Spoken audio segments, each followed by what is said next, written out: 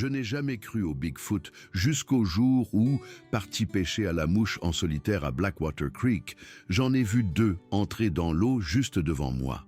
Ce qui s'est passé ensuite a complètement transformé tout ce que je pensais comprendre de ces êtres.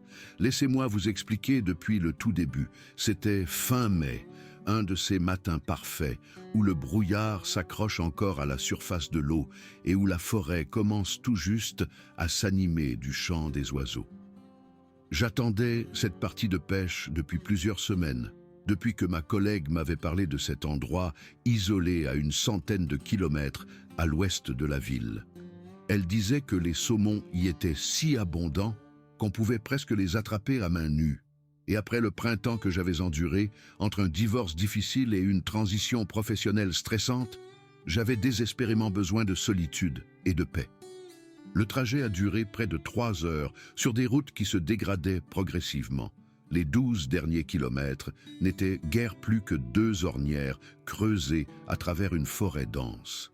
Ma berline rebondissait et raclait sur les racines et les rochers apparents, et j'ai commencé à me demander si ce voyage valait les dégâts sur mon véhicule. Mais lorsque je suis enfin sorti de l'épais couvert forestier et que j'ai vu Blackwater Creek s'étendre devant moi, large et peu profond, avec une eau cristalline coulant sur des pierres polies, j'ai tout de suite compris que chaque kilomètre cahotant en avait valu la peine. Je me suis garé dans une petite clairière et j'ai rassemblé mon équipement.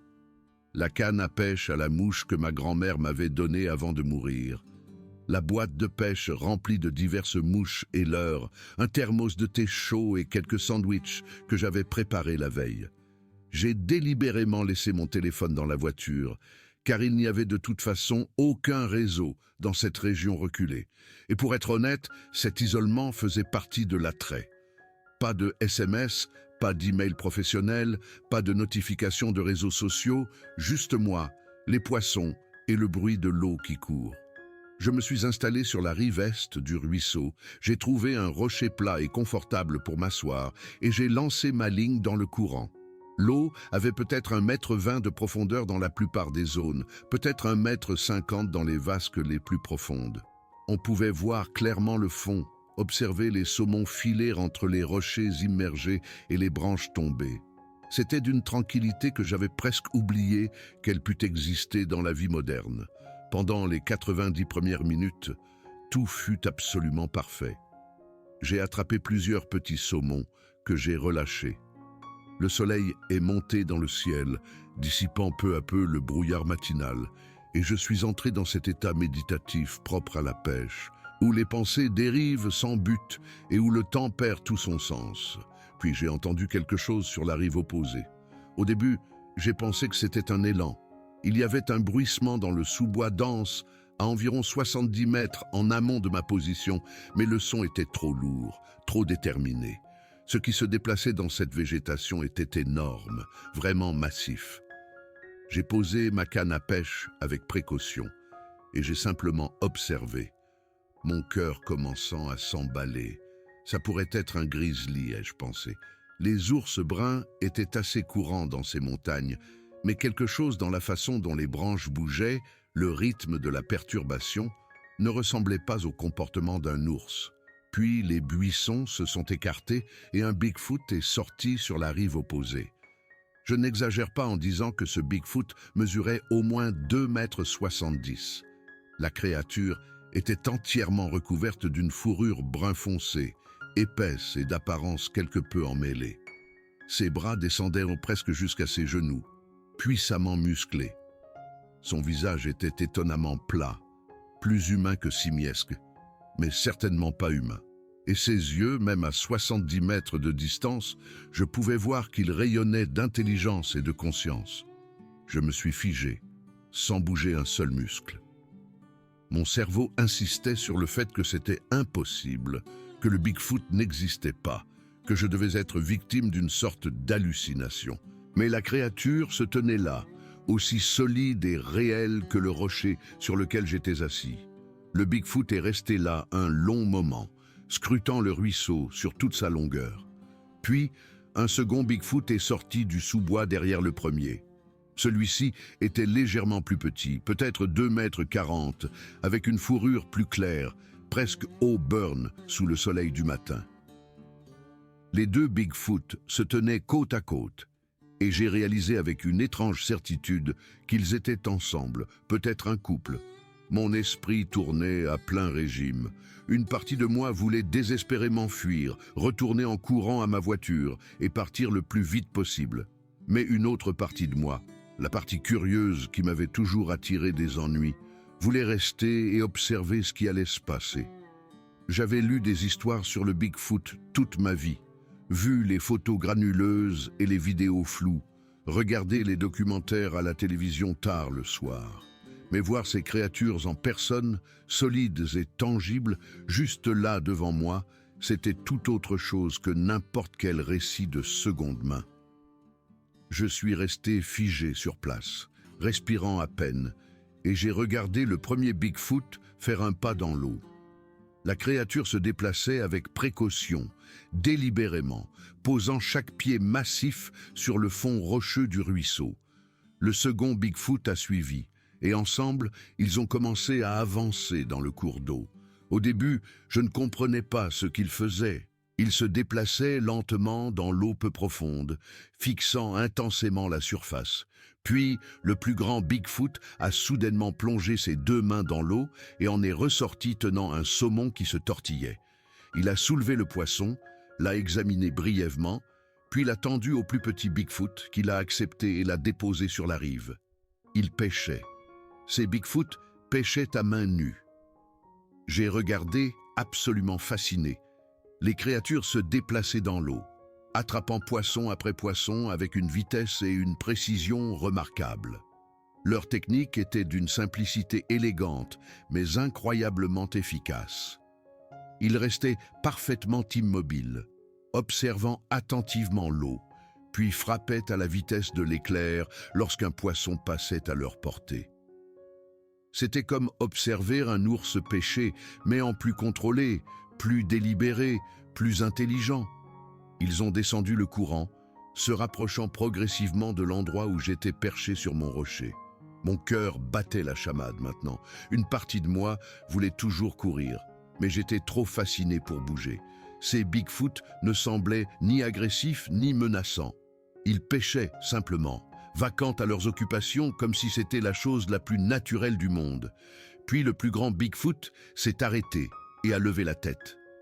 Il se trouvait peut-être à 40 mètres de moi maintenant, assez près pour que je puisse voir les poils individuels sur ses bras, la texture de son visage, la façon dont les gouttelettes d'eau s'accrochaient à sa fourrure. Le Bigfoot me regardait droit dans les yeux, et pendant un long moment, aucun de nous n'a bougé un muscle. La créature savait que j'étais là. Elle l'avait probablement su depuis le début. Le plus petit Bigfoot a remarqué que le plus grand s'était arrêté et a levé la tête à son tour. Maintenant, les deux créatures me fixaient. Ma bouche est devenue complètement sèche. J'ai essayé de déglutir, mais en vain. Tout ce que j'avais jamais entendu sur les rencontres avec des Bigfoot m'est revenu en mémoire, en une succession rapide. Les histoires d'agressivité, de créatures lançant des pierres ou chargeant les gens qui s'aventuraient trop près de leur territoire. Mais ces Bigfoot se contentaient de rester là à me regarder calmement. Ils n'avaient l'air ni en colère, ni menacés. Au contraire, ils semblaient curieux, presque intrigués. Puis, ils se sont remis à marcher, non pas pour s'éloigner de moi et retourner dans la forêt, mais vers moi. Ils ont traversé l'eau peu profonde, venant droit dans ma direction. C'est à ce moment-là que la peur, la vraie, m'a finalement submergé. Mon corps tout entier s'est raidi de terreur. Je voulais désespérément courir. Chaque parcelle de mon instinct de survie me hurlait de sauter et de filer vers ma voiture. Mais je me suis forcé à rester immobile. On ne fuit jamais devant un prédateur, c'est ce que disent tous les guides de survie. On ne court jamais, car cela déclenche leur instinct de poursuite, et ces Bigfoot étaient clairement des super prédateurs, sans le moindre doute. Ils étaient massifs et puissants, et s'ils voulaient m'attraper, je n'aurais aucune chance de m'échapper. Je suis donc resté figé sur mon rocher, les regardant se rapprocher de plus en plus. Les créatures ont atteint le milieu du ruisseau, à une vingtaine de mètres de moi maintenant. Puis, elles se sont arrêtées au bord de l'eau, de mon côté de la rive. Le plus grand Bigfoot a levé la tête et a commencé à renifler l'air par de longues inspirations délibérées, ses narines se dilatant largement. Il me sentait, ai-je réalisé, il analysait mon odeur. Le plus petit Bigfoot a fait de même. Les deux créatures se tenaient là, au bord de l'eau, humant l'air comme des loups suivant une piste. J'ai retenu ma respiration. La sueur coulait dans mon dos malgré la fraîcheur matinale. Mon esprit passait en revue mes options frénétiquement. Devrais-je courir quand même?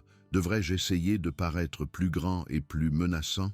Devrais-je tenter de communiquer d'une manière ou d'une autre?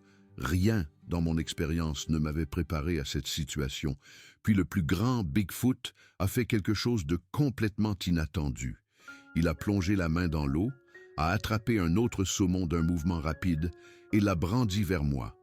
Le Bigfoot a tendu son bras au maximum, le poisson pendant de sa main énorme, me l'offrant clairement. J'ai regardé la créature, absolument incrédule. Était-ce vraiment en train de se produire? Un Bigfoot était-il réellement en train de m'offrir un poisson? Le plus petit Bigfoot a émis un son doux, presque comme un grognement ou un murmure, et a fait un geste vers le poisson, comme pour m'encourager à accepter l'offrande. Mes mains tremblaient alors que je me levais lentement de mon rocher. Chaque mouvement semblait dangereux, comme si je marchais sur une fine couche de glace qui pouvait se briser à tout moment. Les Bigfoot n'ont pas bougé, se contentant de tendre ce poisson, attendant ma réponse. J'ai fait un pas prudent en avant, puis un autre. Les créatures sont restées immobiles, me regardant attentivement mais sans agressivité.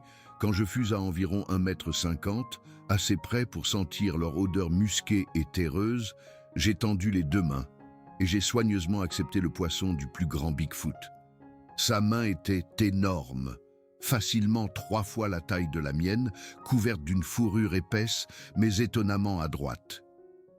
Lorsque mes mains ont brièvement touché la sienne pendant le transfert, j'ai senti la chaleur de sa peau, la rudesse de sa fourrure, la réalité indéniable de cet être impossible.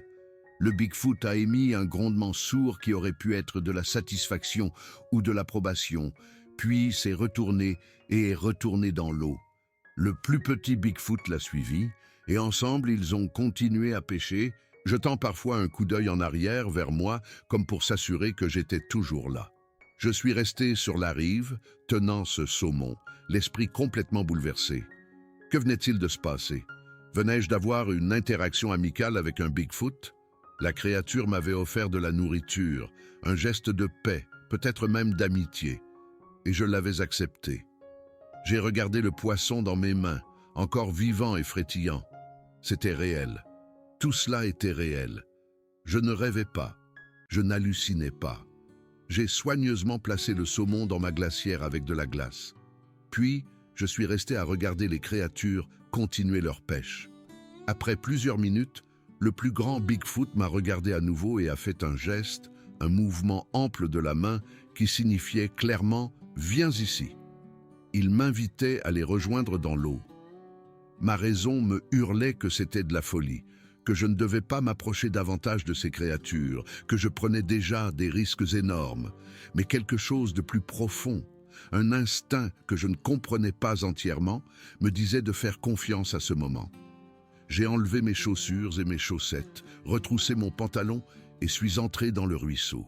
L'eau était incroyablement froide, alimentée par la fonte des neiges des montagnes. Le fond rocheux était lisse et glissant sous mes pieds nus. Les Bigfoot m'ont regardé approcher et quand je fus à environ 3 mètres, le plus grand a refait le même geste, cette fois en pointant l'eau. Il me montrait quelque chose, il m'enseignait. J'ai observé attentivement la créature me montrer la technique, rester très immobile, regarder l'eau, attendre qu'un poisson s'approche, puis frapper rapidement avec les 2 mains en les creusant pour piéger le poisson contre son corps. Le Bigfoot a fait cela lentement, délibérément, me montrant clairement la méthode. Puis il a reculé et m'a fait signe d'essayer. Je me suis positionné là où la créature s'était tenue, me sentant à la fois ridicule, terrifié et exalté. J'ai fixé l'eau, observant les ombres des poissons se déplaçant sous la surface. Mes mains planaient juste au-dessus de l'eau, en attente. Un saumon s'est approché et j'ai frappé, plongeant mes mains rapidement. J'ai complètement raté. Le poisson s'est enfui et j'ai failli perdre l'équilibre sur les rochers glissants. Le plus petit Bigfoot a émis un son que je jurerais être un rire. Un bruit rauque et sifflant qui était indubitablement amusé. Même le plus grand Bigfoot semblait émettre un son similaire. Il se moquait de ma tentative maladroite, mais pas méchamment. C'était affectueux. Comme on pourrait rire d'un enfant qui apprend à marcher. J'ai réessayé. Et encore. Et encore. Chaque fois, je manquais ma cible, le poisson filant plus vite que mes mains ne pouvaient bouger. Les Bigfoot observaient patiemment, émettant de temps en temps des sons doux entre eux qui auraient pu être des commentaires sur mes tentatives. Je sentais ma frustration monter à chaque échec. Mes doigts s'engourdissaient à cause de l'eau froide, mon dos commençait à me faire mal à force de me pencher et le doute s'insinuait. Peut-être que je n'étais tout simplement pas capable d'apprendre cette technique. Peut-être qu'elle exigeait des réflexes ou des capacités sensorielles que les humains ne possédaient tout simplement pas. Peut-être que les Bigfoot essayaient de m'apprendre quelque chose que j'étais physiquement incapable d'apprendre, mais ils semblèrent sentir mon découragement. Le plus grand Bigfoot s'est approché encore plus, assez près pour que je puisse voir les détails complexes de son visage, les rides profondes autour de ses yeux qui suggéraient l'âge et l'expérience, la bouche étonnamment expressive, l'intelligence qui émanait de ses yeux sombres. Il a posé une main énorme doucement sur mon épaule, et j'ai senti son poids, sa chaleur même à travers ma chemise, le soin évident qu'il prenait pour ne pas me blesser malgré sa force prodigieuse. C'était un geste d'encouragement, de patience, de confiance en ma capacité à réussir. La créature a ensuite refait la démonstration de la technique, mais cette fois en la décomposant encore plus soigneusement. Elle m'a montré comment positionner mon corps en me penchant légèrement en avant pour réduire la distance que mes mains devaient parcourir. Elle m'a montré comment regarder non seulement le poisson, mais aussi la façon dont la lumière se réfractait dans l'eau, comment tenir compte de cette distorsion visuelle. Elle m'a montré comment détendre mes épaules et mes bras pour que le geste soit fluide plutôt que tendu et saccadé. Plus importante encore, elle m'a montré comment respirer, en prenant une profonde inspiration et en la retenant juste avant de frapper, ce qui stabilisait mon corps et aiguisait ma concentration. J'ai observé attentivement, absorbant chaque détail de la démonstration. Puis je me suis positionné exactement comme la créature me l'avait montré. J'ai ajusté ma respiration, j'ai regardé l'eau avec une concentration douce plutôt qu'un regard intense, et j'ai attendu. Un saumon s'est approché. Je l'ai suivi en douceur, j'ai anticipé sa trajectoire, j'ai pris une profonde inspiration et l'ai retenue, puis j'ai frappé avec un mouvement fluide vers l'endroit où il allait être plutôt que là où il était. Mes mains se sont refermées sur quelque chose de solide, de frétillant et de bien vivant. J'avais attrapé un poisson, je l'ai sorti de l'eau avec les deux mains, osant à peine croire que j'avais réussi.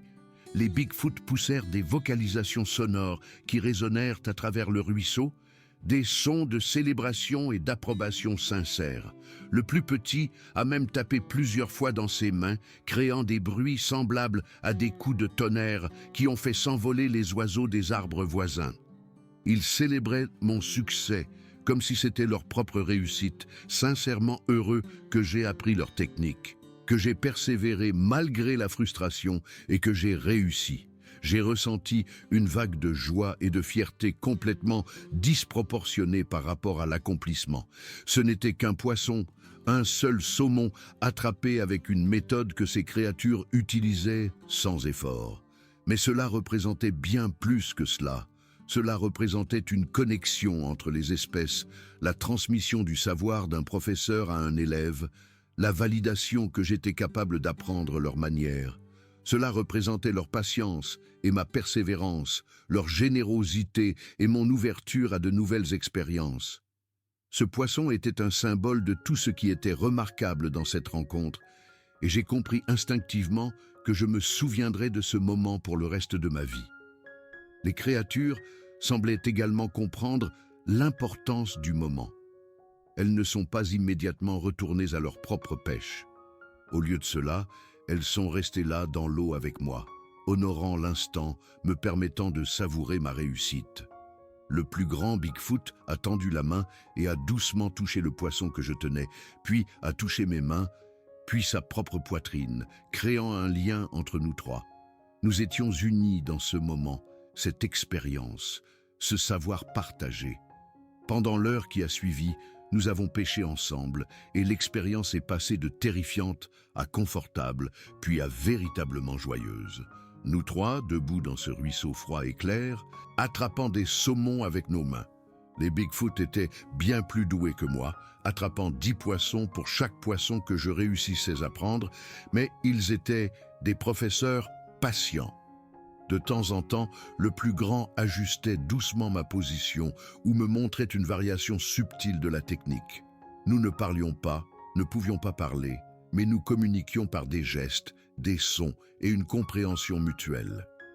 Quand nous avons eu assez de poissons et que mes mains étaient complètement engourdies par l'eau froide, le plus grand Bigfoot a fait un geste vers la rive. Nous sommes tous sortis de l'eau ensemble et les créatures m'ont guidé en amont le long du ruisseau. Je les ai suivis sans hésiter. Ma peur s'était complètement évaporée, remplacée par la curiosité et quelque chose qui ressemblait à de la confiance. Ces êtres ne m'avaient montré que de la gentillesse. Ils avaient partagé leur savoir avec moi, célébré mon succès, m'avaient traité comme une compagne bienvenue. Quoi qu'ils veuillent me montrer, j'étais prête à le voir. Nous avons marché pendant peut-être 20 minutes à travers une forêt de plus en plus dense, les Bigfoot se déplaçant avec une grâce surprenante à travers le sous-bois malgré leur taille énorme. Ils naviguaient sans effort entre les obstacles, ne faisant presque aucun bruit, tandis que je m'écrasais derrière eux, cassant des branches et trébuchant sur des racines. J'ai remarqué leur façon de se déplacer, imposant chaque pied avec soin, choisissant des chemins qui minimisaient la perturbation de la végétation, se baissant sous des branches basses que je devais écarter. Ils étaient parfaitement adaptés à cet environnement, chez eux, dans ces bois, d'une manière que je ne pourrais jamais l'être, malgré toute mon expérience de la randonnée. La forêt est devenue plus silencieuse à mesure que nous nous enfoncions, les bruits du ruisseau s'estompant derrière nous. La canopée est devenue plus épaisse au-dessus de nos têtes, filtrant la lumière du soleil en un crépuscule verdoyant. L'air sentait la mousse, la décomposition et la croissance, cette riche odeur de forêt à la fois douce et terreuse. Je me suis retrouvée hyper consciente de chaque détail, sachant que je vivais quelque chose d'extraordinaire, voulant mémoriser tout de ce voyage sur le territoire des Bigfoot. Finalement, nous sommes arrivés à une petite clairière au cœur de la forêt, et ce que j'y ai vu m'a cloué sur place, le souffle coupé. La clairière était remplie de structures, des dizaines et des dizaines. Des arbres avaient été courbés et tordus pour former d'étranges figures, des arches parfaites, des spirales et des motifs géométriques qui ne pouvaient absolument pas être naturels. De jeunes arbres avaient été soigneusement façonnés pendant leur croissance, guidés en courbes et en boucles qui défiaient les lois de la croissance arboricole. Des branches de différents arbres avaient été tissées ensemble au-dessus de nos têtes, créant des treillages et des auvents complexes. De plus grosses branches avaient été disposées sur le sol, en motifs qui ressemblaient presque à de l'écriture ou à une notation symbolique. Des pierres étaient empilées en cairns soignés de différentes hauteurs, certains de quelques pierres seulement, d'autres s'élevant presque jusqu'à ma poitrine. Certaines des formations rocheuses intégraient des morceaux de bois, créant des structures hybrides qui semblaient mélanger délibérément la pierre et le végétal. C'était comme tomber sur une sorte d'installation artistique en plein air ou un site sacré, sauf que j'ai su immédiatement qu'elles avaient été créées par les Bigfoot. La clairière avait manifestement été utilisée depuis très longtemps. Certains des arbres courbés montraient des décennies de croissance dans leur forme tordue. Certains des cairns de pierre avaient de la mousse dessus, indiquant qu'ils étaient en place depuis des années. Mais il y avait aussi des structures fraîches, des jeunes arbres nouvellement courbés, des pierres récemment disposées, montrant que cet endroit était activement entretenu et continuellement modifié. Les créatures se déplacèrent dans la clairière avec une familiarité et une affection évidentes, touchant parfois certaines structures, comme pour saluer de vieux amis ou vérifier leur état. Le plus grand Bigfoot a ramassé une grosse branche qui gisait près du bord de la clairière et a démontré sa force en la pliant entre ses mains. Le bois a fléchi et gémi, se courbant en un arc qu'il m'aurait été impossible de réaliser. Puis, il a montré du doigt diverses structures autour de la clairière, émettant des vocalisations douces qui auraient pu expliquer leur but ou leur signification. Certaines semblaient être des marqueurs territoriaux, des panneaux avertissant les autres créatures de qui contrôlait cet espace. D'autres paraissaient plus décoratives ou cérémonielles, créées pour des raisons esthétiques plutôt que pratiques. J'ai remarqué que plusieurs des formations s'alignaient sur les points cardinaux, suggérant une sorte de signification astronomique ou de navigation. La précision et l'intentionnalité de ces formations étaient indéniables et profondément émouvantes. Ce n'était pas un comportement aléatoire ou un phénomène naturel. C'était de la conception intelligente, de la créativité, de l'art, une expression culturelle. Les Bigfoot étaient des bâtisseurs, des créateurs, des artistes, des êtres dotés d'une sensibilité esthétique et du désir de façonner leur environnement de manière significative. Ces structures représentaient la pensée, la planification et le savoir-faire, l'investissement d'un temps et d'efforts considérables pour créer quelque chose qui servait des objectifs au-delà de la simple survie.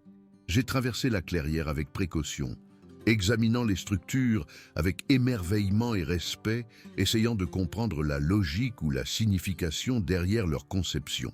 Certains motifs se répétaient, suggérant des traditions culturelles ou une signification symbolique. Certaines structures semblaient raconter des histoires, des arrangements de pierres et de branches qui créaient des récits séquentiels que je ne pouvais pas tout à fait interpréter. Certaines étaient simplement belles, agréables à l'œil, d'une manière qui transcendait la fonction utilitaire. Le plus petit Bigfoot m'a conduite au centre de la clairière où un cercle de grosses pierres avait été disposé autour d'un rocher plat qui servait de sorte de siège ou de trône. Les pierres étaient lisses et usées, suggérant qu'elles avaient été touchées et utilisées par de nombreuses mains sur de longues périodes. La créature m'a fait signe de m'asseoir, indiquant que c'était un lieu d'honneur ou d'importance, et je l'ai fait, m'installant sur la pierre avec un sentiment de révérence. Les deux Bigfoot se sont également assis, un de chaque côté de moi, et pendant un long moment, nous sommes simplement restés assis ensemble en silence, trois êtres partageant cet espace sacré. Ce fut l'un des moments les plus paisibles et profonds de toute ma vie, assis dans cette clairière, entouré de preuves de la culture et de la créativité des Bigfoot. La forêt autour de nous était vivante de sons, les oiseaux lançant leurs revendications territoriales, le vent bruissant dans les feuilles, créant des chuchotements et des soupirs, le murmure lointain du ruisseau à peine audible depuis les profondeurs des bois. Le soleil filtrait à travers la canopée, créant des motifs de lumière et d'ombre en constante évolution sur le sol, illuminant les grains de poussière flottant dans l'air. Et j'étais assise entre deux Bigfoot, ces créatures légendaires qui n'étaient pas censées exister selon la science moderne, et je me sentais complètement en sécurité, accepté et honoré par leur présence. Le plus petit Bigfoot a tendu lentement la main et a doucement touché mon épaule. Juste un bref contact, mais indubitablement affectueux et délibéré. Il reconnaissait notre lien, exprimant quelque chose qui ressemblait à de l'amitié, de la parenté ou de l'acceptation. Je me suis tourné pour regarder la créature, croisant son regard directement pour peut-être la première fois depuis notre arrivée dans la clairière. L'intelligence que j'y ai vue était stupéfiante et humbling. Ce n'était pas un animal. C'était une personne, un être avec des pensées, des sentiments, une conscience et une conscience de soi. Le Bigfoot me regardait avec la même curiosité et le même émerveillement que je ressentais en le regardant, m'étudiant aussi attentivement que je l'étudiais, essayant de comprendre qui et ce que j'étais, tout comme j'essayais de comprendre qui et ce qu'il était. Nous avons maintenu ce regard pendant plusieurs longs moments, et j'ai senti quelque chose changer en moi, une reconnaissance fondamentale, que j'étais en présence d'un autre être sensible dont les expériences et la vie intérieure étaient aussi riches et complexes que les miennes, simplement différentes d'une manière que je pouvais à peine commencer à imaginer. Nous sommes restés dans cette clairière pendant une autre heure, nous trois existant simplement ensemble dans une compagnie paisible. Les Bigfoot émettaient de temps en temps des sons doux entre eux, des communications que je ne pouvais pas comprendre, mais qui semblaient calmes, contentes et satisfaites. Parfois, ils se levaient et ajustaient l'une des structures, repositionnant une pierre ou recourbant une branche, entretenant leur espace avec un soin et une fierté évidents. Ils semblaient s'occuper de cette clairière, comme je pourrais m'occuper de mon jardin à la maison, montrant un sentiment de propriété, de responsabilité et un souci esthétique. Je les ai regardés travailler, remarquant comment ils collaboraient sans parole, comment l'un commençait une tâche et l'autre l'assistait sans avoir besoin d'instructions, comment leurs mouvements étaient coordonnés et complémentaires. Ils avaient clairement travaillé ensemble pendant très longtemps, connaissaient les rythmes, les préférences et les méthodes de l'autre. Ils étaient des partenaires au sens le plus profond du terme, pas seulement des compagnons, mais de vrais collaborateurs dans le projet de vivre. Finalement, le plus grand Bigfoot s'est levé et m'a regardé, puis a regardé dans la direction d'où nous étions venus. Il était temps de partir. Il me raccompagnait au ruisseau, à mon coin de pêche, à la frontière entre leur monde et le mien. Nous avons retraversé la forêt ensemble, cette fois plus lentement. Je voulais mémoriser chaque détail, sachant que cette expérience ne se reproduirait jamais, que je vivais quelque chose d'extraordinaire et de fugace. Lorsque nous avons atteint la rive du ruisseau, où mon équipement était toujours posé sur le rocher, les Bigfoot se sont arrêtés. Le plus grand s'est tourné vers moi et nous sommes restés à nous regarder pendant un long moment. Je voulais dire merci, je voulais exprimer ma gratitude pour tout ce qu'il m'avait montré, mais je n'avais pas de mots qu'il comprendrait. Alors, j'ai simplement posé ma main sur mon cœur et j'ai légèrement incliné la tête, un geste de respect et de reconnaissance. Le Bigfoot a semblé comprendre. Il a posé sa main énorme sur sa propre poitrine, imitant mon geste, puis s'est retourné et est retourné dans le ruisseau. Le plus petit Bigfoot a fait de même, m'offrant un dernier regard avant de suivre son compagnon dans l'eau. Je les ai regardés remonter le courant en pêchant, disparaissant progressivement au détour d'un méandre du ruisseau. Quand ils ont finalement été hors de vue, je me suis assise sur mon rocher, mes jambes soudainement faibles et tremblantes. Que venait-il de se passer? J'avais passé la matinée avec des Bigfoot. J'avais appris à pêcher à main nue. J'avais été accueilli sur leur territoire. On m'avait montré leur création. On m'avait accepté comme une amie. C'était impossible, c'était réel. Et cela m'avait changé pour toujours. J'ai rassemblé mon équipement lentement, me déplaçant comme quelqu'un dans un rêve. Ma glacière contenait maintenant plusieurs saumons, y compris le premier que le Bigfoot m'avait donné, une preuve physique de la rencontre, même si je savais que je ne pourrais jamais expliquer à personne comment j'avais vraiment attrapé ces poissons. Le trajet du retour a pris encore plus de temps que l'aller, en partie parce que j'étais épuisé, en partie parce que je m'arrêtais sans cesse pour digérer ce qui s'était passé. Mon esprit tournait en boucle, essayant d'intégrer cette expérience à ma compréhension de la réalité. Les Bigfoot étaient réels. Ils étaient des êtres intelligents, sociaux, créatifs. Ils pouvaient être amicaux, même généreux, si on les approchait avec respect. Tout ce que je pensais savoir sur le monde naturel avait été bouleversé.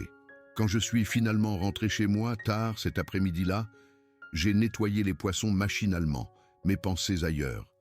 Je n'arrêtais pas de rejouer la rencontre dans ma tête, examinant chaque détail, essayant de le graver dans ma mémoire pour qu'il ne puisse jamais s'effacer ou se perdre. Cette nuit-là, Je suis resté éveillé dans mon lit, incapable de dormir, fixant le plafond et pensant à ces créatures. D'où venaient-elles? Depuis combien de temps étaient-elles dans ces montagnes? Combien étaient-elles? Que savaient-elles d'autres?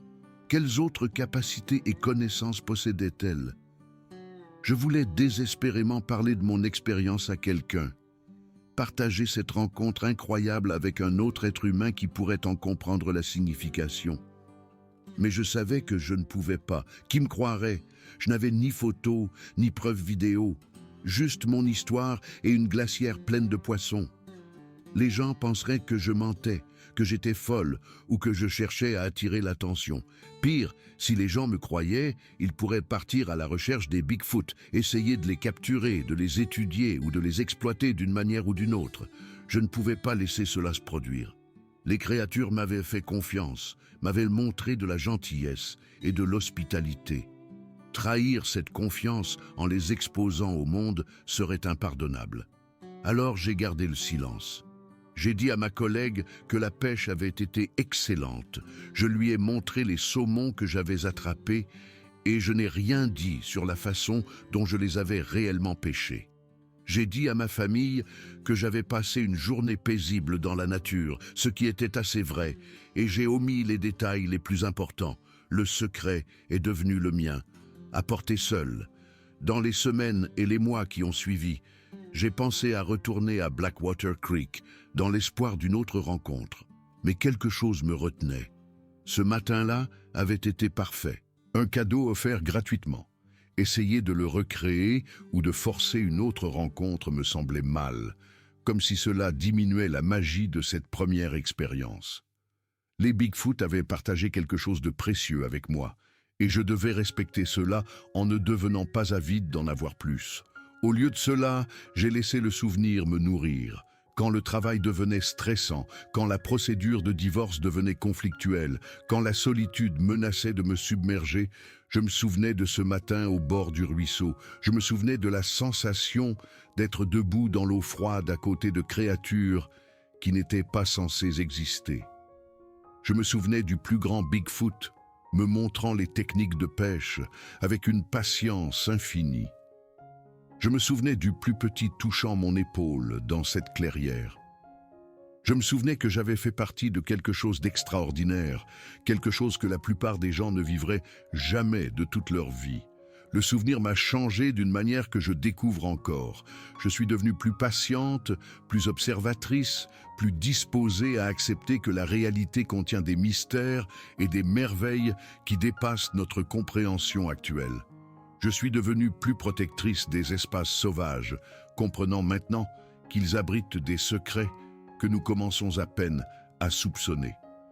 Je suis devenu plus humble, reconnaissant que les humains ne sont pas les seuls êtres intelligents sur cette planète, que nous partageons le monde avec une conscience et une créativité que nous avons à peine reconnues. Je suis également devenue plus prudente quant à ce que je croyais possible et impossible. Si les Bigfoot étaient réels, quoi d'autre pourrait l'être? Quelles autres créatures légendaires ou phénomènes paranormaux pourraient réellement exister, rejetés comme des mythes uniquement parce que nous ne les avons pas encore prouvés scientifiquement? L'expérience a ouvert mon esprit à des possibilités que j'avais auparavant rejetées d'emblée. Plusieurs années ont passé depuis ce matin à Blackwater Creek, mais j'y pense encore constamment. Le souvenir ne s'est pas estompé, ni n'est devenu moins vif. Au contraire, il est devenu plus précieux avec le temps, plus significatif. Je réalise maintenant que ces heures avec les Bigfoot ont été un tournant dans ma vie. Un moment avant, après, qui a divisé mon existence en deux chapitres distincts. Avant cette rencontre, j'étais quelqu'un qui croyait que le monde était principalement connu, principalement expliqué, principalement cartographié, catégorisé et compris.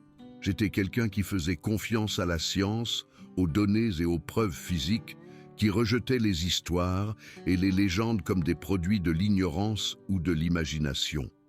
J'étais quelqu'un qui se déplaçait dans la nature comme une étrangère, une visiteuse, séparée du monde sauvage et supérieure à lui. Après cette rencontre, je suis devenu quelqu'un de différent.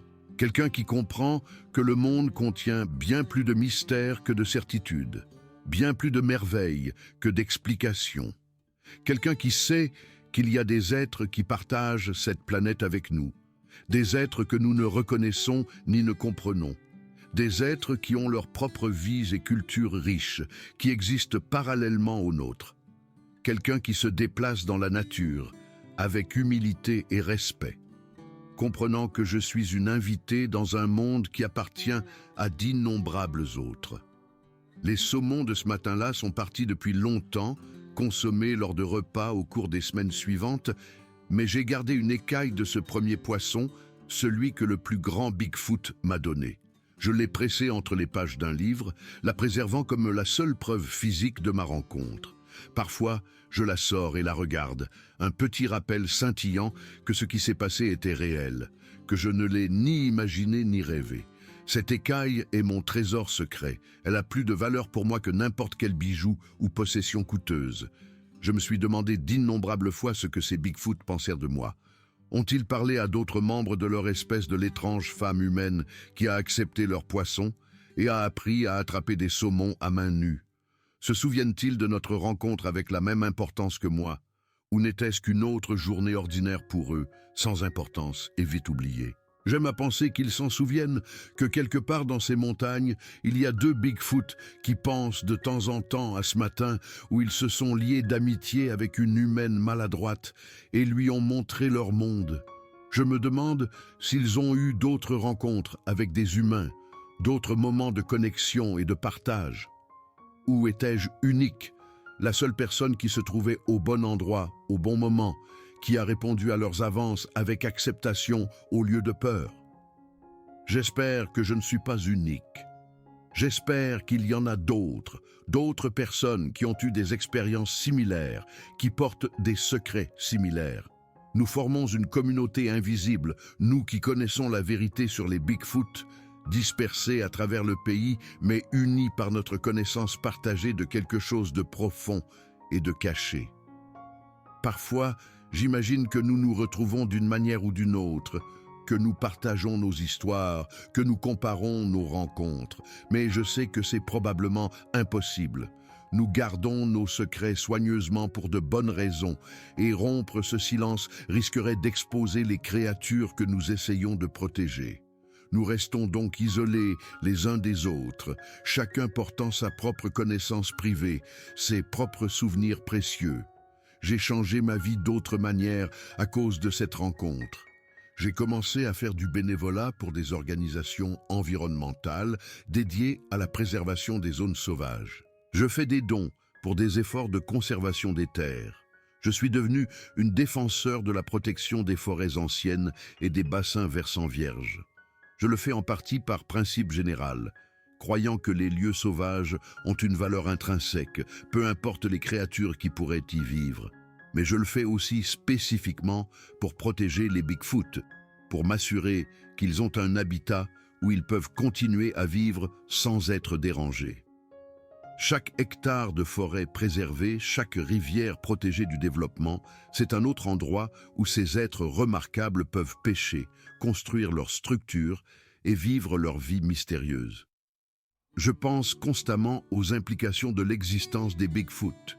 Si ces créatures sont réelles et sont restées cachées si longtemps, qu'est-ce que cela dit de notre compréhension du monde naturel? Combien d'autres espèces pourraient exister sans être détectées? Quels autres mystères se cachent dans les vastes zones sauvages que nous avons à peine explorées? L'arrogance de supposer que nous avons découvert et catalogué toutes les créatures importantes de la planète semble risible maintenant. Le monde est bien plus étrange et plus peuplé que nous ne l'imaginons. Je pense aussi à ce que l'intelligence et la créativité des Bigfoot signifient pour notre compréhension de la conscience et de la personnalité. Si ces créatures peuvent communiquer, créer de l'art, manifester des émotions et des liens sociaux, enseigner des compétences à d'autres, qu'est-ce que cela signifie pour la façon dont nous définissons l'intelligence? Les structures que j'ai vues dans cette clairière étaient la preuve d'une pensée abstraite, d'une sensibilité artistique, d'une transmission culturelle du savoir. Ce n'étaient pas de simples animaux, c'étaient des personnes non humaines peut-être, mais des personnes néanmoins avec des vies intérieures et des expériences que nous pouvons à peine imaginer. Cela soulève de profondes questions éthiques sur notre traitement de la nature et de la faune. Si les Bigfoot sont des personnes, ne méritent-ils pas des droits et des protections? Ne méritent-ils pas que leur territoire soit respecté, leur vie privée honorée? Et qu'en est-il des autres espèces intelligentes, les grands singes, les éléphants, les dauphins et les corvidés? Si nous sommes prêts à accepter que les Bigfoot possèdent une personnalité, ne devrions-nous pas étendre une reconnaissance similaire à d'autres créatures qui démontrent une intelligence et une conscience de soi comparables? Ce sont des questions avec lesquelles je me débat constamment, bien que je sache que je ne pourrai jamais en discuter ouvertement avec la plupart des gens. Comment puis-je plaider pour la protection des droits des Bigfoot alors que je ne peux même pas reconnaître qu'ils existent? La frustration de porter cette connaissance seule est parfois écrasante. Les jours difficiles, quand je suis stressé, triste ou que je me sens déconnecté du monde, je me surprends à avoir envie de retourner à Blackwater Creek. J'imagine reprendre ces routes difficiles, me garer dans cette clairière, marcher jusqu'à la rive du ruisseau avec ma canne à pêche. J'imagine les Bigfoot sortant de la forêt, me reconnaissant, m'accueillant à nouveau. J'imagine pêcher à nouveau ensemble, debout dans cette eau froide, attrapant des saumons à main nue. J'imagine qu'ils me ramènent à cette clairière, me montrant de nouvelles structures qu'ils ont créées, partageant un autre après-midi paisible ensemble. Mais je sais que je ne peux pas y retourner. Ce moment est terminé, complet en soi. Essayer de le recréer serait comme essayer de revivre le jour de son mariage ou son premier baiser. Certaines expériences existent parfaitement dans la mémoire et ne devraient pas être répétées ou rejouées. Au lieu de cela, j'honore ce souvenir en vivant différemment, en étant la personne que cette rencontre m'a aidé à devenir.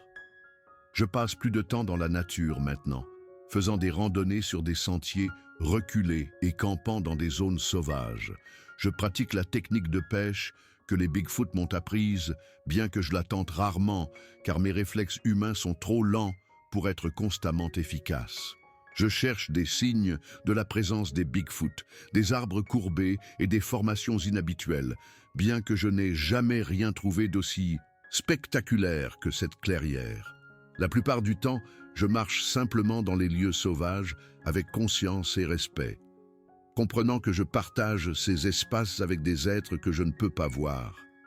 Des êtres qui regardent, écoutent et vivent leur propre vie riche tout autour de moi.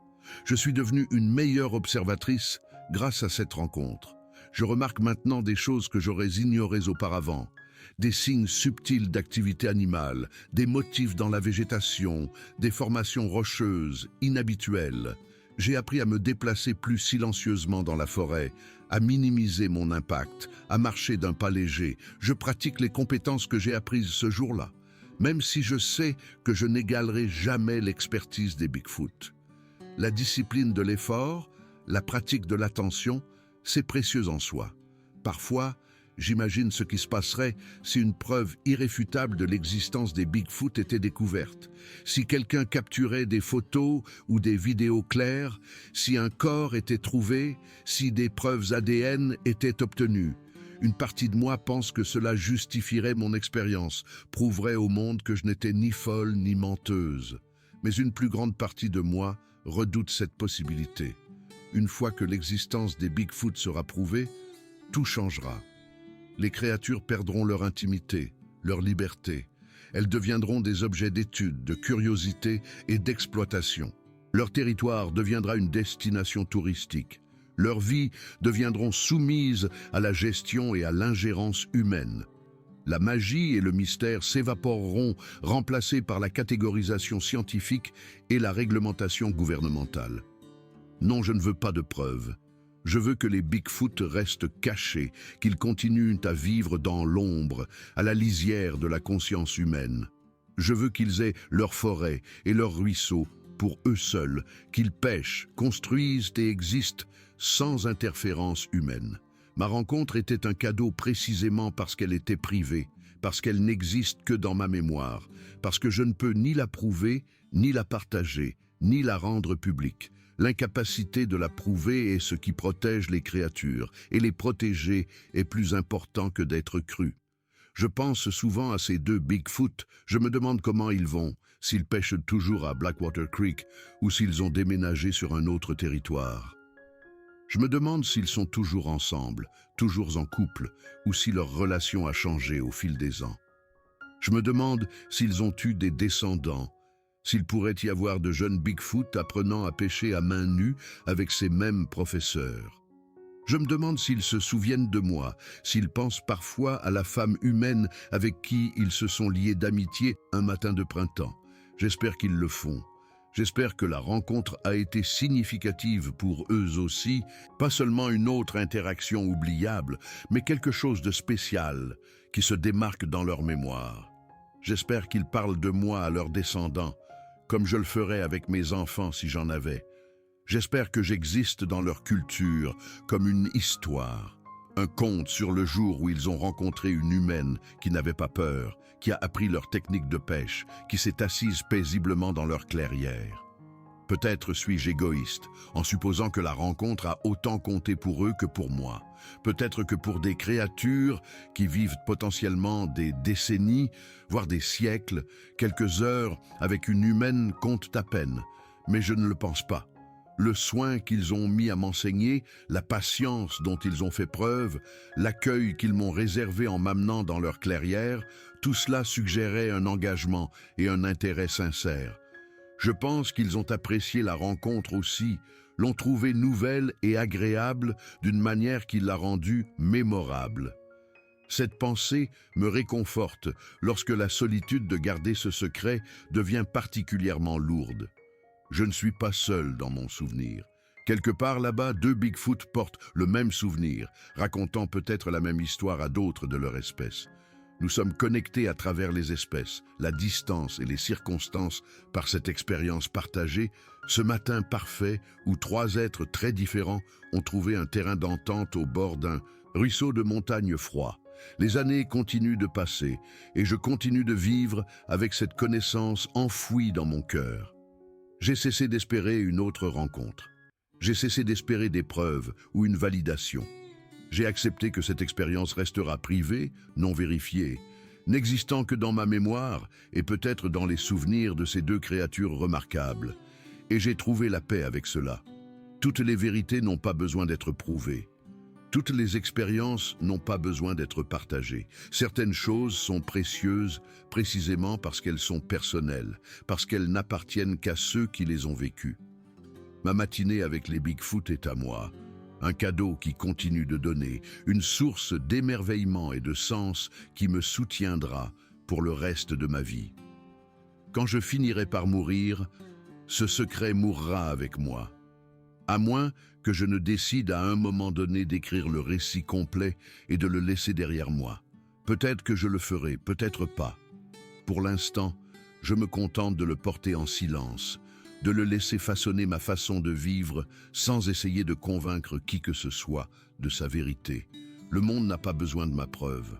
Le monde a besoin de plus de mystère, plus d'émerveillement, plus de lieux sauvages où des choses impossibles peuvent encore se produire. Le monde a besoin d'espace où les Bigfoot peuvent pêcher en paix, où ils peuvent marquer leur territoire et construire leur structure sans interférence humaine, où ils peuvent vivre leur vie sans être dérangés par notre besoin constant de découvrir, de cataloguer et de contrôler. Ma rencontre avec les Bigfoot m'a appris que les meilleures choses de la vie sont souvent celles que nous ne pouvons pas prouver, pas photographier, pas partager avec tout le monde. Les meilleures choses sont les moments privés de connexion, les amitiés inattendues, les expériences qui nous changent de l'intérieur. Ce matin à Blackwater Creek a été mon moment privé de connexion. Ces heures avec les créatures ont été mon amitié inattendue. Ce jour a été l'expérience qui m'a changé de l'intérieur, me transformant en quelqu'un qui se déplace dans le monde avec plus d'humilité, plus d'émerveillement, plus de respect pour les mystères qui nous entourent.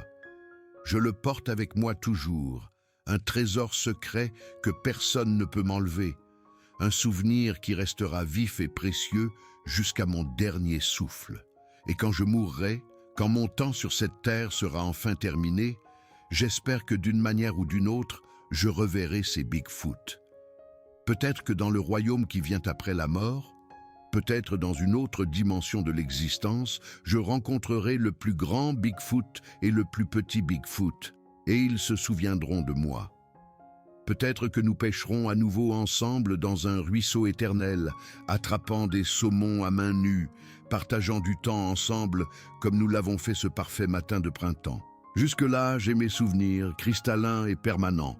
J'ai l'écaille de saumon pressée dans mon livre. J'ai la connaissance que quelque part là-bas, les Bigfoot sont réels, vivants et poursuivent leur existence mystérieuse. Cette connaissance me soutient, me donne de l'espoir, me rappelle que le monde est plus grand, plus étrange et plus merveilleux que la plupart des gens ne le réalisent. Alors, merci, où que vous soyez, quoi que vous fassiez.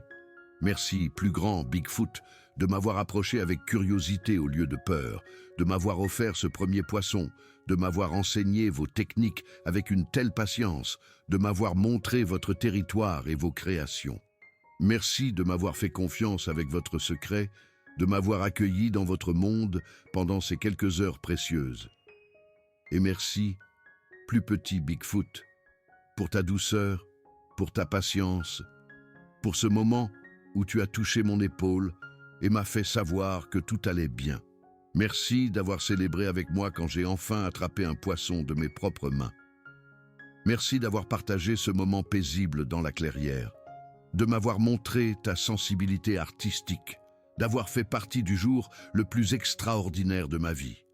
Je ne vous oublierai jamais ni l'un ni l'autre. Je n'oublierai jamais Blackwater Creek, l'eau froide coulant sur mes pieds, le soleil scintillant à la surface, le son de vos mouvements alors que vous avanciez dans le courant. Je n'oublierai jamais vos visages, vos yeux remplis d'intelligence et de conscience, vos mains massives m'offrant des cadeaux. Je n'oublierai jamais le sentiment de paix que j'ai ressenti assise entre vous dans cette clairière, entourée de vos arbres courbés et de vos structures sacrées, acceptées et accueillies dans votre monde. Ce jour a été un cadeau inestimable. Vous étiez un cadeau. Et je promets que j'honorerai ce cadeau pour le reste de ma vie. Je protégerai votre secret avec une détermination farouche. Je respecterai votre territoire et plaiderai pour sa préservation. Je ne raconterai votre histoire qu'aux rares personnes qui pourraient vraiment en comprendre la signification et qui la garderont également précieusement. Et je me souviendrai toujours de ce que vous m'avez appris sur le courage, sur l'ouverture d'esprit, sur la possibilité de connexion à travers des fossés apparemment impossibles, sur la riche diversité de la conscience qui existe dans ce monde, au-delà de la conscience humaine. Les Bigfoot de Blackwater Creek ont changé ma vie de manière fondamentale et irrévocable. Ils m'ont montré que la réalité est plus flexible et plus vaste que nous ne le croyons généralement, que des choses impossibles se produisent chaque jour, que la magie existe dans les lieux sauvages si nous sommes assez courageux et assez ouverts pour la voir. Pour cette révélation, je serai éternellement reconnaissante. Pour ce don d'émerveillement, je passerai le reste de ma vie à défendre les forêts où ils vivent, à protéger les cours d'eau où ils pêchent, à préserver la nature sauvage qu'ils appellent leur foyer. Ceci est mon histoire, ma vérité, mon récit de ce qui s'est passé quand je suis allé pêcher à la mouche seul à Blackwater Creek et que j'ai découvert que l'impossible est réel, tangible et juste à côté de nous si nous avons des yeux pour le voir. Croyez-le ou non, ce choix vous appartient. Peu m'importe désormais que quelqu'un d'autre accepte mon récit comme vrai. Je sais ce que j'ai vécu, je sais ce que les Bigfoot m'ont appris, et je sais que quelque part, là-bas, en ce moment même, à cet instant précis, ils pêchent dans leur ruisseau, vivent leur vie, existant dans l'ombre à la lisière de notre monde. Et cela suffit, c'est plus que suffisant. C'est tout ce que j'ai besoin de savoir pour trouver un sens et un but à ma propre existence. Les années ont passé depuis ce jour, mais le souvenir reste aussi frais que si c'était hier. Je peux encore sentir l'eau froide de Blackwater Creek sur ma peau, voir encore la façon dont la lumière du soleil se reflétait sur la fourrure du plus grand Bigfoot, créant des reflets auburn et dorés. Je peux encore entendre les sons qu'ils faisaient en communiquant entre eux, ces vocalisations douces et grondantes qui transmettaient un sens que je ne pouvais pas traduire, mais que je pouvais en quelque sorte comprendre émotionnellement.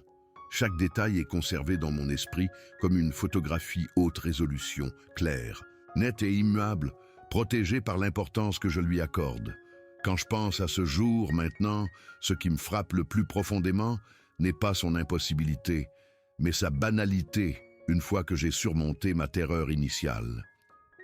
Une fois que les créatures et moi avons établi que nous n'étions pas des menaces l'un pour l'autre, une fois que nous nous sommes installés dans ce rythme d'activité partagée, tout ce qui a suivi a semblé naturel et juste. Nous n'étions que trois êtres partageant un espace, apprenant les uns des autres, profitant ensemble d'une belle matinée au bord d'un ruisseau.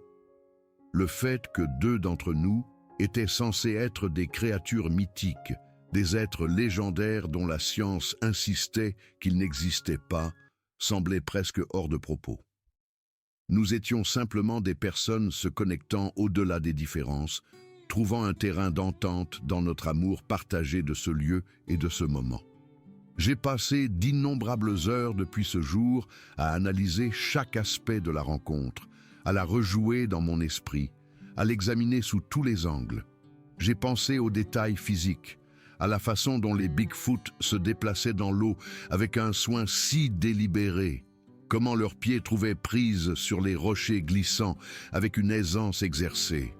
J'ai pensé à leur technique de pêche, à la patience remarquable dont ils faisaient preuve, restant immobiles pendant de longues périodes avant de frapper avec une vitesse explosive. J'ai pensé à la dynamique sociale entre eux, à la façon dont ils communiquaient par des gestes subtils et des vocalisations douces, à l'affection et au partenariat évident dans la façon dont ils se déplaçaient ensemble comme une unité coordonnée.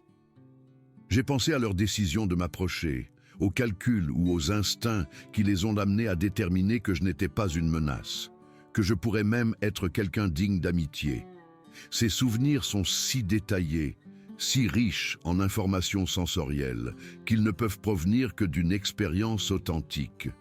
Je me souviens de la teinte exacte de la fourrure du plus grand Bigfoot, comment elle paraissait presque noire à l'ombre, mais révélait un brun profond, et même des notes d'auburn lorsque la lumière du soleil la frappait directement.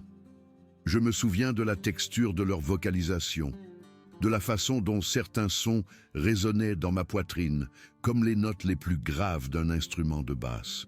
Je me souviens de leur odeur, ce parfum musqué et terreux qui n'était pas désagréable mais distinctement sauvage, comme de la fourrure mouillée, de l'humus forestier et quelque chose d'autre que je ne pouvais pas identifier. Ce ne sont pas les détails vagues et éphémères d'un rêve. Ce sont les souvenirs concrets et spécifiques d'une expérience réelle. Cette banalité est en fait ce qui me convainc le plus fortement que l'expérience était réelle, et non un rêve élaboré ou une hallucination induite par la drogue.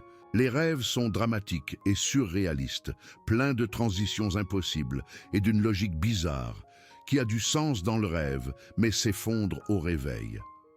Ma matinée avec les Bigfoot n'avait rien de tout cela. Elle s'est déroulée logiquement et naturellement, chaque moment s'enchaînant avec le suivant d'une manière qui avait un sens parfait.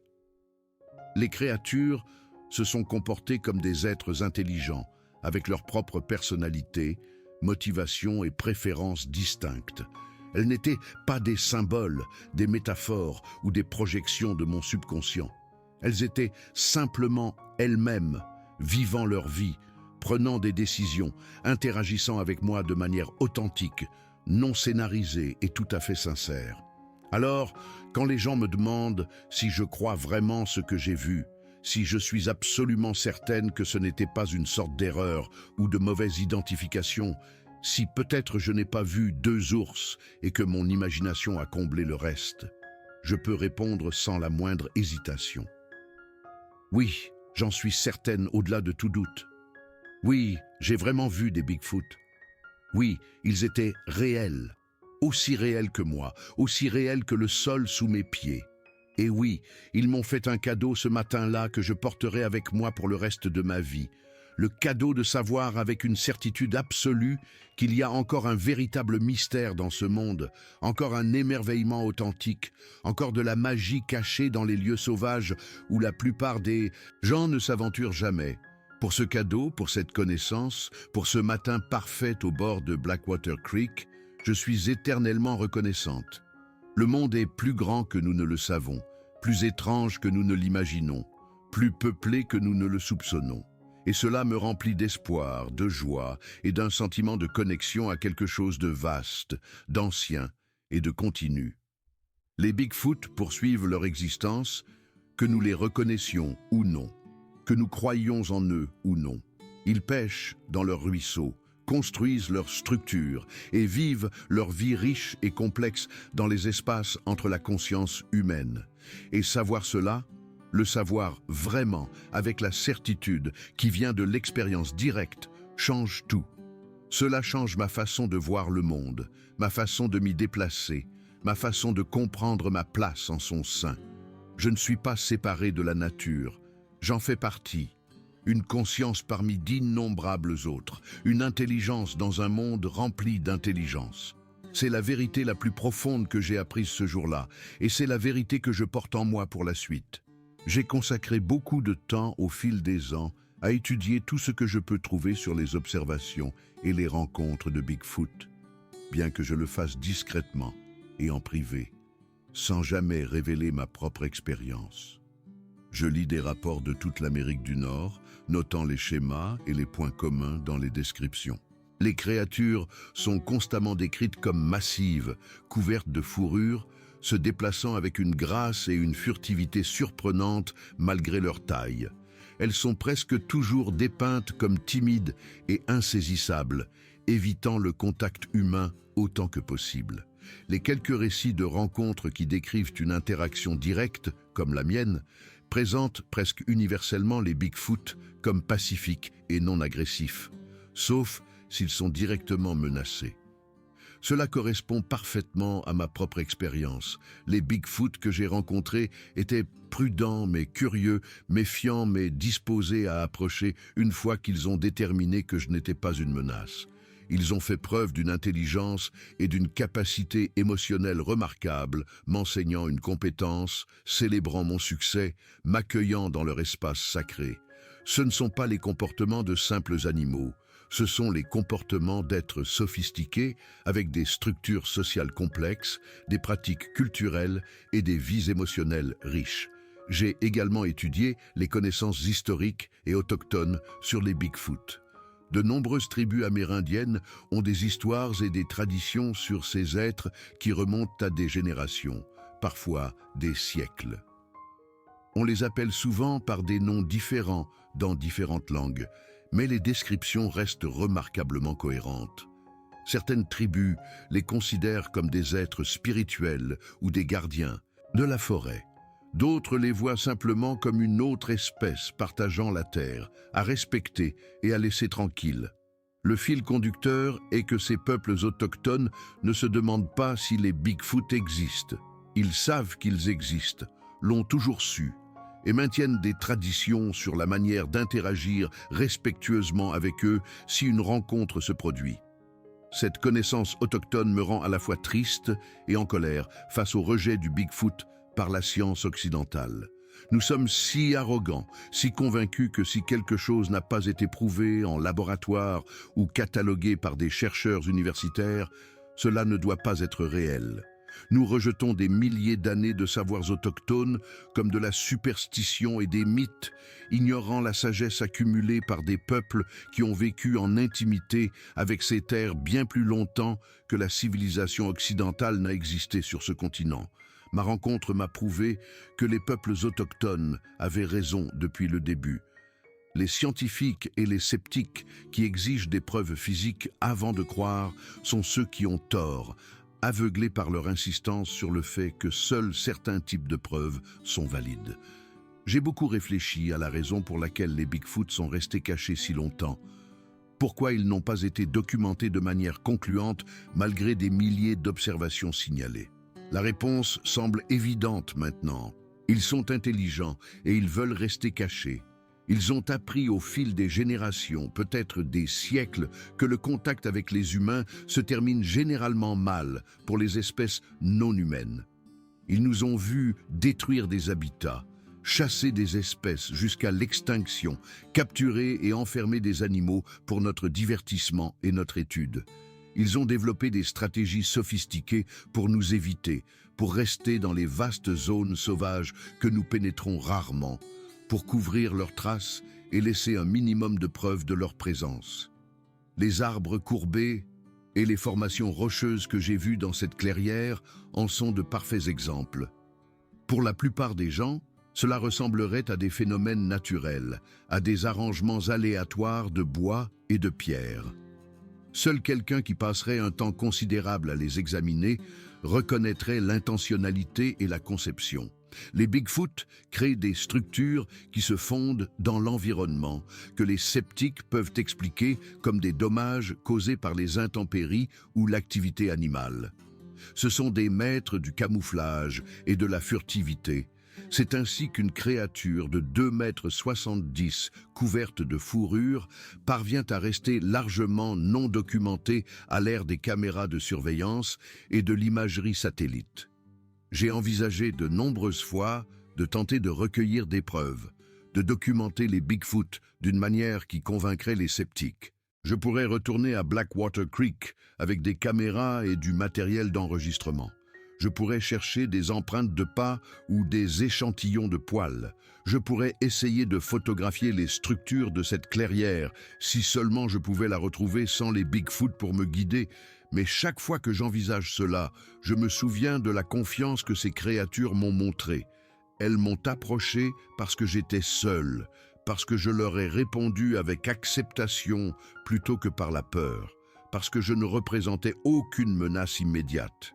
Si je revenais avec du matériel et des intentions évidentes de les documenter, cette confiance serait trahie. Ils ne m'approcheraient plus jamais, abandonneraient probablement entièrement ce territoire, apprendraient à être encore plus prudents avec les humains. Pire, si je parvenais d'une manière ou d'une autre à recueillir des preuves convaincantes et à les rendre publiques, que se passerait-il? Les scientifiques envahiraient cette zone, essayant de trouver plus de preuves, essayant de capturer des spécimens pour étude. Les touristes afflueraient, espérant leurs propres observations. Les médias en feraient un cirque. Les Bigfoot perdraient leur intimité, leur sécurité, leur paix. Ils deviendraient des cibles pour les chasseurs, les chercheurs et les curieux. Certains pourraient être tués, d'autres capturés et mis en cage. Leur territoire serait détruit par le trafic humain et le développement. Non, je ne peux pas et ne leur ferai pas ça. Mon silence est mon cadeau en retour, ma façon d'honorer le cadeau qu'ils m'ont fait. Ils m'ont montré leur monde, et je protégerai ce monde en le gardant secret. La frustration de ce choix est parfois écrasante.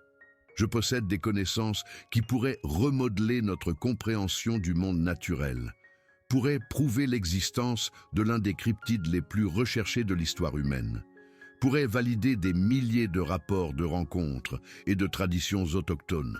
Mais je garde cette connaissance enfermée, n'en parle à personne, sauf en termes vagues qui pourraient être rejetés comme de la fantaisie. Je porte ce fardeau seul. Parfois, je me demande ce qui se passerait si d'autres personnes ayant eu des rencontres similaires rompaient leur silence simultanément. Si des centaines d'entre nous se manifestaient en même temps avec nos histoires, le poids du témoignage forcerait-il la science à prendre les Bigfoot au sérieux? Ou serions-nous tous rejetés comme des illuminés ou des gens en quête d'attention, nos histoires décortiquées et ridiculisées? Je soupçonne la deuxième option. C'est pourquoi nous restons silencieux, protégeant les créatures au détriment de notre propre crédibilité et de notre tranquillité d'esprit. J'ai changé tout mon mode de vie en réponse à cette rencontre. restructurant mes priorités et mes valeurs autour de ce que j'ai appris ce matin-là. Je travaille moins, gagnant juste assez pour vivre confortablement, mais sans poursuivre la richesse ou l'avancement de carrière avec l'intensité que j'avais autrefois. Au lieu de cela, je passe le plus de temps possible dans la nature, à faire de la randonnée, du camping et simplement à exister dans des lieux sauvages. Je pratique les compétences que j'ai apprises des Bigfoot, comme me déplacer silencieusement dans les forêts, lire les signes des animaux, attraper des poissons à main nue quand j'y parviens. Je suis devenue une sorte d'éducatrice à la nature, bien que je ne mentionne jamais les Bigfoot à mes élèves. J'apprends aux gens à observer la nature plus attentivement, à minimiser leur impact sur les écosystèmes, à apprécier les lieux sauvages pour ce qu'ils sont plutôt que comme des terrains de jeu récréatifs. J'essaie de créer plus d'humains qui réagiraient comme moi s'ils rencontraient des Bigfoot, avec respect et ouverture d'esprit plutôt qu'avec peur et exploitation. Mes relations ont également changé. Je me suis éloigné d'amis qui ne peuvent pas comprendre pourquoi je suis devenu si concentré sur les questions environnementales et la préservation de la nature. J'ai noué de nouvelles amitiés avec des gens qui partagent mon amour de la nature et mon sentiment qu'il y a plus dans le monde que ce que la culture dominante reconnaît. Aucun d'entre eux ne connaît toute mon histoire, mais ils sentent que quelque chose de profond m'est arrivé, que j'ai été changé par une expérience que j'ai ne peut ou ne veut pas expliquer complètement. Ces amis acceptent ma réticence, ne me poussent pas à révéler des secrets que je ne suis pas prête à partager. Mes relations amoureuses ont souffert de mon incapacité à partager cette vérité centrale sur moi-même. Comment peut-on être vraiment intime avec quelqu'un quand on garde un secret aussi important? J'ai essayé de sortir, d'établir des liens, mais inévitablement j'atteins un point où je veux tout partager sur moi-même et je ne peux pas, où le poids de cette connaissance cachée crée une distance que je ne peux pas expliquer. Je reste donc principalement seul, ce qui apporte sa propre douleur, mais semble être le prix nécessaire pour garder la foi avec les Bigfoot. Certains jours, je ressens ce fardeau. Je regrette d'être allé à Blackwater Creek ce matin-là. Je voudrais pouvoir revenir à ma vision du monde, plus simple, où les Bigfoot étaient des mythes et la nature n'était qu'un décor. Mais ces moments de ressentiment passent rapidement, remplacés par la gratitude pour l'expérience et la sagesse qu'elle m'a apportée. Je préfère vivre avec cette connaissance difficile que de rester dans une ignorance confortable. Je préfère protéger les Bigfoot par le silence que de les trahir pour être cru. Je préfère porter ce secret seul que de les exposer à un monde qui leur ferait probablement du mal. Le souvenir de ce matin reste mon refuge dans les moments difficiles. Quand je suis stressé par le travail, l'argent ou les relations, quand je me sens perdu ou sans but, quand le monde semble dur et dénué de sens, je ferme les yeux et je retourne à ce ruisseau dans mon esprit. Je vois le plus grand Bigfoot me tendant ce poisson, le premier geste de confiance et de connexion. Je sens l'eau froide sur mes pieds alors que nous pêchions ensemble.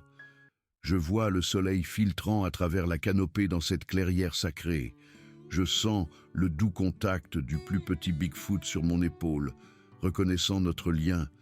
Ces souvenirs m'ancrent, me rappellent ce qui compte vraiment, m'aident à garder les choses en perspective lorsque les luttes quotidiennes de la vie menacent de me submerger.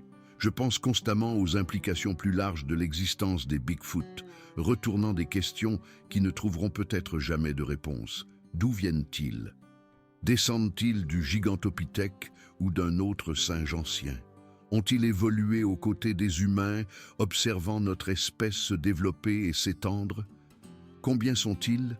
Quelques centaines dispersés en Amérique du Nord ou des milliers répartis dans les zones sauvages du monde? Ont-ils un langage au-delà des simples vocalisations que j'ai entendues? Ont-ils des histoires et des traditions transmises de génération en génération? Quelle est leur durée de vie? Les Bigfoot que j'ai rencontrés semblaient anciens, malgré leur vigueur physique, suggérant qu'ils pourraient vivre bien plus longtemps que les humains, Que pensent-ils de nous, de l'humanité et de notre civilisation? Nous considèrent-ils avec curiosité, peur, pitié, mépris ou une combinaison de tout cela? Racontent-ils des histoires sur les humains comme nous en racontons sur eux?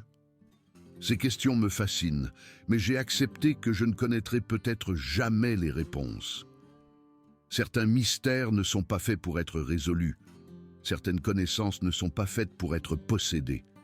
Peut-être suffit-il de savoir que les Bigfoot existent, que la conscience et l'intelligence prennent des formes que nous comprenons à peine, que le monde contient des merveilles qui resteront merveilleuses précisément parce qu'elles restent inconnues. J'ai également réfléchi profondément à ce que ma rencontre révèle sur la conscience et la nature de l'esprit. Les Bigfoot que j'ai rencontrés étaient clairement conscients d'une manière comparable à la conscience humaine. Ils ont fait preuve de conscience de soi, de théorie de l'esprit, de complexité émotionnelle, d'expression créative, de transmission culturelle du savoir et de liens sociaux. Ils ne se contentaient pas de survivre instinctivement comme la plupart des animaux.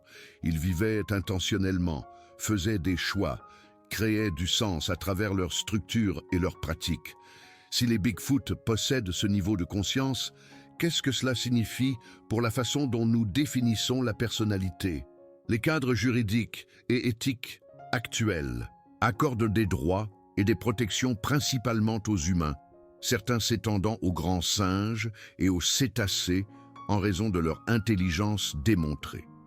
Mais ces cadres supposent que nous connaissons et avons catalogué toutes les espèces intelligentes dignes de considération. Ma rencontre prouve que cette supposition est fausse.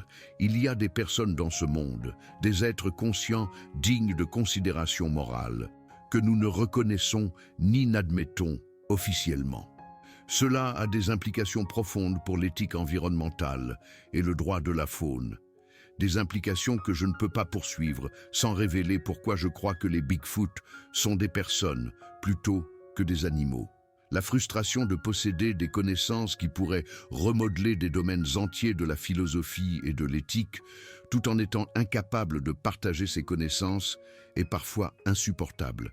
J'ai développé une sorte de pratique spirituelle autour de ma rencontre, bien que je n'ai jamais été particulièrement religieuse. Plusieurs fois par semaine, généralement le soir, je m'assois tranquillement et j'envoie des pensées à ces Bigfoot, où qu'ils soient. Je les remercie à nouveau pour ce qu'ils m'ont donné, je leur souhaite sécurité et paix. J'espère qu'ils sont toujours ensemble, qu'ils pêchent toujours, qu'ils s'occupent toujours de leur clairière. Je m'excuse pour ce que les humains font à leur habitat, pour le développement, la pollution et le changement climatique que nous causons. Je promets à nouveau que je garderai leurs secrets, que je protégerai les lieux sauvages où ils pourraient vivre, que je ne trahirai jamais leur confiance. Je ne sais pas s'ils peuvent d'une manière ou d'une autre sentir ces pensées, s'il y a un certain niveau de connexion entre nous qui transcende la distance physique. Probablement pas. Probablement que cette pratique est juste pour moi, une façon de traiter la rencontre et de maintenir mon engagement au silence.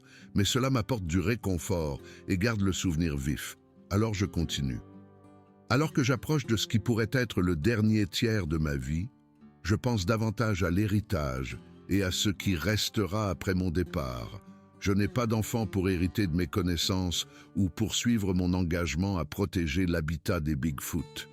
Mes amis et ma famille se souviendront de moi, mais ils ne connaissent pas la chose la plus importante à mon sujet, l'expérience qui a façonné qui je suis devenu. Quand je mourrai, sera-ce comme si cette rencontre n'avait jamais eu lieu? Ces heures avec les Bigfoot disparaîtront-elles de l'histoire, n'existant que dans les souvenirs de 3 êtres, dont 2 pourraient également mourir sans transmettre l'histoire? Cela me trouble plus que je ne veux l'admettre.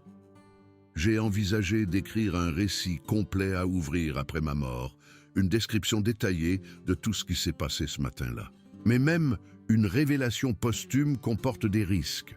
Les gens pourraient utiliser mon récit pour rechercher les Bigfoot, pourraient identifier Blackwater Creek à partir d'indices dans ma description, pourraient perturber ce territoire et menacer ces êtres. Il est donc peut-être préférable que l'histoire meure avec moi, que ces heures deviennent comme si elles n'avaient jamais été, n'existant que dans le maintenant éternel de la mémoire avant de s'effacer complètement. Pourtant, une partie de moi se rebelle contre cet effacement. Quelque chose d'extraordinaire s'est produit ce matin-là, quelque chose de significatif, de profond et de réel. Ne devrait-il pas être commémoré? Quelqu'un, quelque part, un jour, ne devrait-il pas savoir ce qui s'est passé entre trois êtres conscients au bord d'un ruisseau de montagne froid? Je n'ai pas résolu cette tension, je n'ai pas décidé ce que je ferai. Pour l'instant, je continue de garder le secret, de protéger les Bigfoot par le silence, d'honorer leur confiance. Mais je reconnais le coût de ce choix, la solitude, la frustration et le chagrin de porter seul une connaissance aussi importante. Peut-être que cela fait partie du cadeau qu'ils m'ont fait, pas seulement la rencontre elle-même, mais la difficile responsabilité qui en découle. Peut-être qu'apprendre à vivre avec ce fardeau, à sacrifier mon propre désir de validation et de connexion pour protéger les autres, peut-être que c'est en fait la leçon la plus profonde qu'il m'ait apprise. Le sacrifice, le service et le courage de faire ce qui est juste même quand c'est difficile, même quand personne ne le sait ou ne l'apprécie, même quand le coût est élevé et que la récompense n'est que la connaissance d'avoir agi avec intégrité. Si c'est le cas, alors j'accepte cette leçon comme j'ai accepté toutes les autres, avec gratitude, humilité et la détermination de vivre à la hauteur de ce qu'ils m'ont enseigné.